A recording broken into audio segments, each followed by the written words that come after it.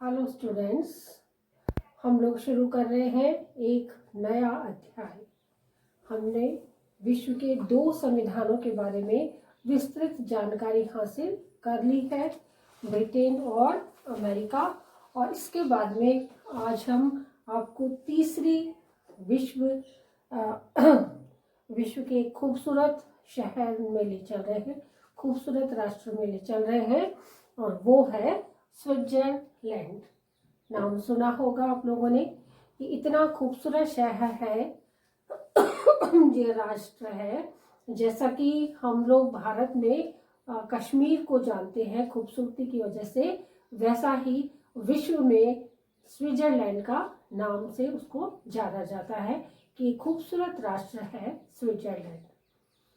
दूसरी इसकी विशेषता है स्विट्जरलैंड की कि यहाँ पर हर चीज अनोखी है।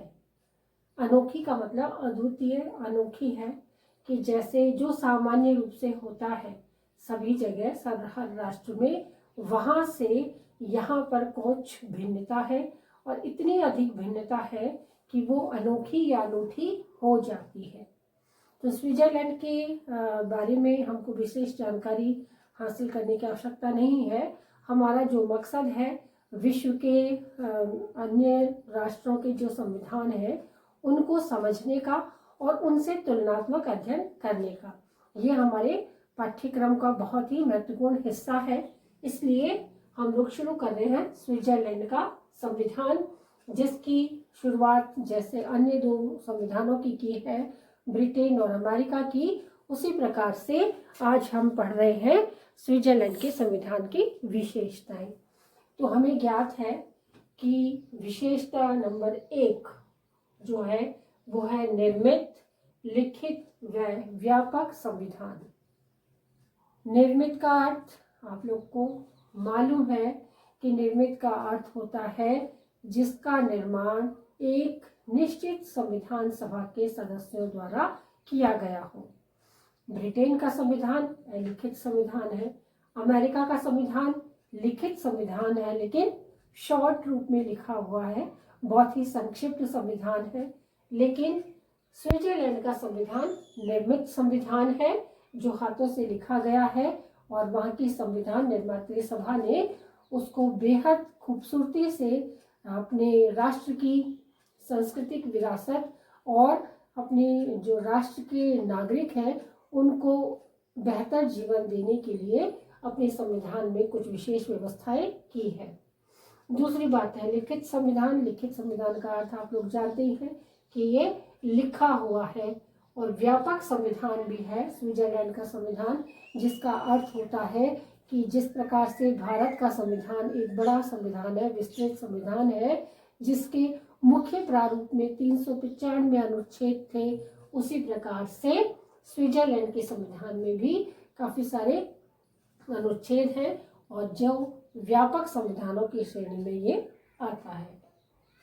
दूसरी बात जब हम करते हैं दूसरी विशेषता की, तो नंबर 2 है कठोर संविधान।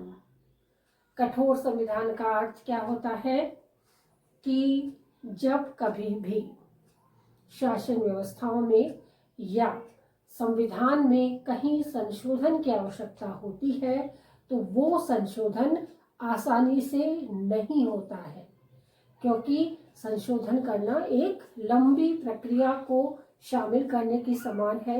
एक बहुत लंबी प्रक्रिया के द्वारा जब उसको संशोधित किया जाता है तो उसमें काफ़ी समय निकल जाता है, और उससे बेहतर यही होता है कि उपयुक्त परिस्थितियों के अनुसार ही तुरंत में कोई कार्यवाही कर ली जाती है। पर संविधान में संशोधन करना एक बहुत ही गंभीर विषय है और लंबा समय है, इसलिए उसे कठोर संविधानों की श्रेणी में लिया जाता है कि आसानी से संवैधानिक संशोधन नहीं होते। क्यों आवश्यक होते हैं संवैधानिक संशोधन करने?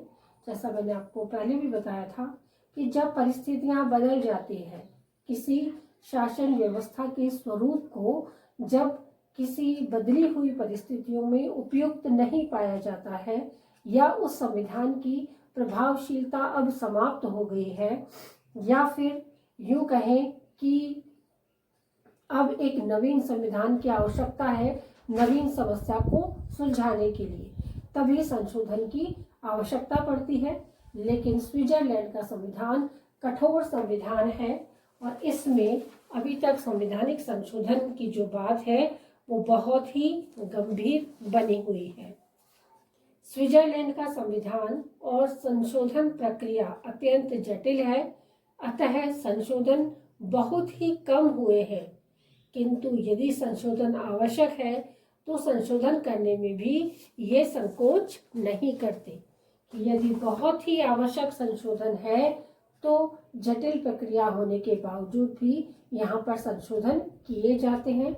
लेकिन यदि संख्यात्मक दृष्टि से देखें तो इतने वर्षों बाद भी वहाँ पर विशेष रूप से कोई संवैधानिक संशोधन नहीं हुए हैं। अगले विशेषता की तरफ आते हैं, प्राचीनतम गणराज्य। गणराज्य का अर्थ क्या होता है?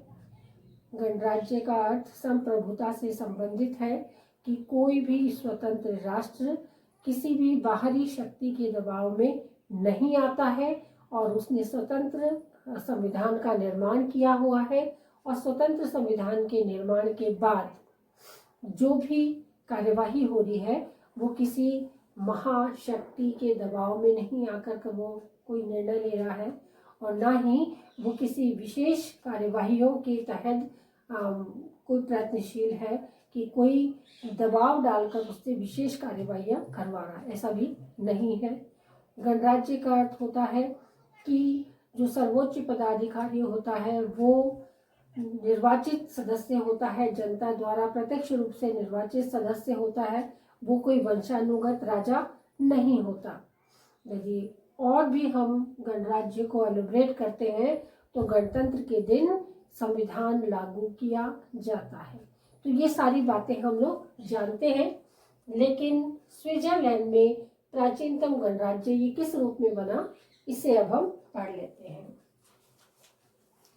तो स्विट्जरलैंड में 1848 में गणराज्य की स्थापना हुई और गणराज्य का अर्थ दो रूप में स्पष्ट होता है।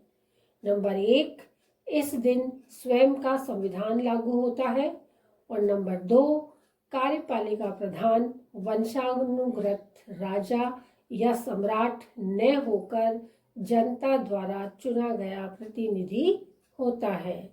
कि कोई भी व्यक्ति जो सर्वोच्च कार्यपालिका का सर्वोच्च पदाधिकारी है वो कोई वंशानुगत राजा नहीं है और ना ही वो किसी उत्तराधिकार को साबित कर सकता है, वो जनता द्वारा चुना गया एक प्रतिनिधि मात्र है।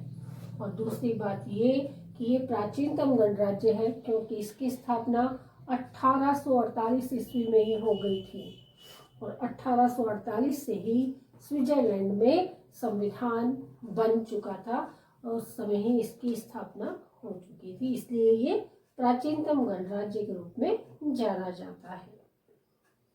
अगली विशेषता आती है संघात्मक स्वरूप। तो संघात्मक शासन व्यवस्था क्या होती है, इसे भी आप लोग जानते हैं कि संघात्मक शासन व्यवस्था का अर्थ होता है शक्तियों का विकेंद्रीकरण। कि जहाँ शक्तियाँ एक जगह एकत्रित हो जाती हैं वो शक्तियाँ केंद्र में एकत्रित हो जाती हैं और केंद्र ही समस्त कार्यवाहियों को अपने हिसाब से ही वो उन कार्यवाहियों को अंजाम देता है। लेकिन संघात्मक शासन व्यवस्था में क्या होता है, शक्तियों को विकेंद्रित कर दिया जाता है और विकेंद्रीकरण का अर्थ है शक्तियों को केंद्र में, राज्य में और ग्राम पंचायतों में या पंचायतों में भी केंद्र की शक्ति का थोड़ा थोड़ा फैलाव होता है, बंटवारा कर दिया जाता है और फिर ये तीनों ही शक्तियां मिलकर शासन व्यवस्था को सुचारू रूप से चलाने का प्रयास करती हैं। लेकिन स्विट्जरलैंड के संविधान की विशेषता कुछ अलग रूप में उजागर होती है। कैसे, उसे अब हम पढ़ लेते हैं। यहाँ 20 पूर्ण कैंटन है, 6 अर्ध कैंटन है व 23 कैंटन मौजूद है, जिनमें से प्रत्येक कैंटन से 2 प्रतिनिधि चुने जाते हैं, किंतु उनका मत एक ही माना जाता है। 6 अर्ध कैंटन में से एक एक प्रतिनिधि चुना जाता है तथा उसका मत आधा माना जाता है। और 23 कैंटनों को शासन सुविधा हेतु विभाजित किया जाता है और उन्हें शक्तियां भी प्रदान की जाती है, किंतु इन्हें मत देने का अधिकार प्राप्त नहीं होता है। कैंटनों को अपना अपना संविधान स्वयं बनाने का अधिकार है, जिनमें वे गणतंत्रीय न्यायिक पुनरावलोकन का अधिकार भी इन्हें प्राप्त नहीं है। गणतंत्रीय शासन प्रणाली को ये अपनाते हैं, लेकिन इन्हें संघीय न्यायपालिका को न्यायिक पुनरावलोकन का अधिकार प्राप्त नहीं है। तो ये जो विशेषता है कि विशेषता जो इनकी है संघात्मक स्वरूप की, उसे हम थोड़ा सा रिवाइज कर लेते हैं। कितने हैं इसके कैंटन? कितने हैं? 20 तो पूर्ण कैंटन है और 6 अर्ध कैंटन है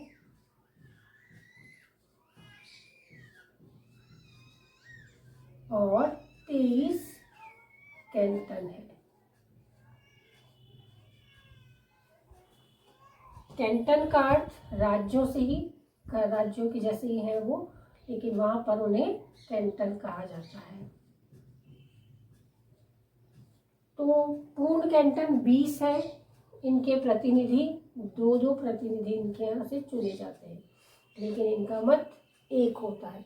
मत एक, प्रतिनिधि 2। अर्ध कैंटन में से एक एक प्रतिनिधि और मत आधा, और इनका एक एक प्रतिनिधि होता है, लेकिन इसे वोट देने का अधिकार नहीं होता है। तो इस प्रकार से शासन सुविधा के लिए पूर्ण कैंटन, अर्ध कैंटन व कैंटनों में इन्हें विभाजित किया गया है, लेकिन ये मत देने की प्रक्रिया में कैंटनों को शामिल नहीं किया जाता और अर्ध कैंटन का मत आधा होता है, जबकि इनके प्रतिनिधि एक एक होते हैं। और पूर्ण कैंटन जो 20 होते हैं, इनके दोनों प्रतिनिधि शामिल होते हैं, लेकिन उनका मत एक माना जाता है और इसी प्रकार से समस्त कार्यवाहियों को पूर्ण किया जाता है। अगली विशेषता है दोहरी नागरिकता। और कहाँ है दोहरी नागरिकता? भारत में नहीं है, ब्रिटेन में नहीं है, अमेरिका में है और स्विट्जरलैंड में है। तो दोहरी नागरिकता का अर्थ है 2 जगह की नागरिकता। पहली नागरिकता राष्ट्र की होती है और दूसरी नागरिकता राज्यों की होती है। तो जिस प्रकार से अमेरिका में दोहरी शासन प्रणाली की व्यवस्था की गई है, उसी प्रकार से स्विट्जरलैंड में भी दोहरी शासन प्रणाली की व्यवस्था की गई है। पहली जो नागरिकता है वो राष्ट्रीय नागरिकता के नाम से जानी जाती है और दूसरी जो नागरिकता है वो कैंटनों की नागरिकता के रूप में जानी जाती है। अगली विशेषता है गणतंत्रवादी स्वरूप। जो अभी हमने पढ़ा था प्राचीनतम गणराज्य, उसी का विस्तृत रूप है गणतंत्रवादी स्वरूप। इसका अर्थ होता है, गणतंत्रवादी स्वरूप का अर्थ है कि अंतिम प्रभुसत्ता शक्ति जनता में निहित होती है, संस्थाओं का स्वरूप स्वनिर्मित होता है तथा सर्वोच्च पदाधिकारी वंशानुगत न होकर जनता द्वारा चुना गया प्रतिनिधि होता है। इसी दिन से संविधान भी लागू होता है। इसका अर्थ वही है जो प्राचीनतम गणराज्य का अर्थ तो सिर्फ इतना है कि 1848 में इसका निर्माण हुआ था, लेकिन गणतंत्रवादी स्वरूप का अर्थ ये है कि अंतिम प्रभुसत्ता शक्ति किसके हाथ में? जनता के हाथ में। और जो उत्तराधिकारी है वो किसी वंशानुगत राजा का उत्तराधिकारी नहीं है, बल्कि उस पद के लिए चुना गया जनता द्वारा उनके प्रतिनिधियों के माध्यम से चुना गया ही एक निर्वाचित सदस्य है। और तीसरा, इसी दिन गणतंत्र में संविधान लागू करने का नियम भी चालू किया जाता है। तो इस तरीके से 6 विशेषताओं के द्वारा आज हमने स्विट्जरलैंड के संविधान को पढ़ा है और समझा है। उम्मीद करती हूँ कि आपको कंपैरेटिव जो अध्ययन आप लोग कर रहे हैं कि बीच बीच में मैं भी करवा देती हूँ कि भारत में क्या व्यवस्था है, इंग्लैंड में क्या व्यवस्था है, अमेरिका में क्या व्यवस्था है। अब चौथे संविधान के रूप में हम स्विट्जरलैंड का संविधान पढ़ रहे हैं। तो जब भी आप लोग याद करें तो चारों के संविधानों को जो हम लोग पढ़ रहे हैं उन सभी का तुलनात्मक अध्ययन साथ साथ में करते जाएं। और जब हम साथ साथ में अध्ययन करेंगे तो हमें तुलनात्मक अध्ययन का भी जानकारी होगी, याद भी अच्छे से हो जाएगा और कंठस्थ याद रहेगा। हमें पुस्तकों की कोई आवश्यकता नहीं है, क्योंकि टेक्निकल टर्म को जब हम समझ लेते हैं तो उसको लिखना हमारे लिए अति आसान भी हो जाता है और बहुत ही आसानी से हम उसमें जो हमारी शब्द सीमा है, लगभग एक पॉइंट के अंदर आपको मिनिमम से मिनिमम 6 लाइनें लिखनी होती है, तो वो 6 लाइनें आप आसानी से लिख सकते हैं।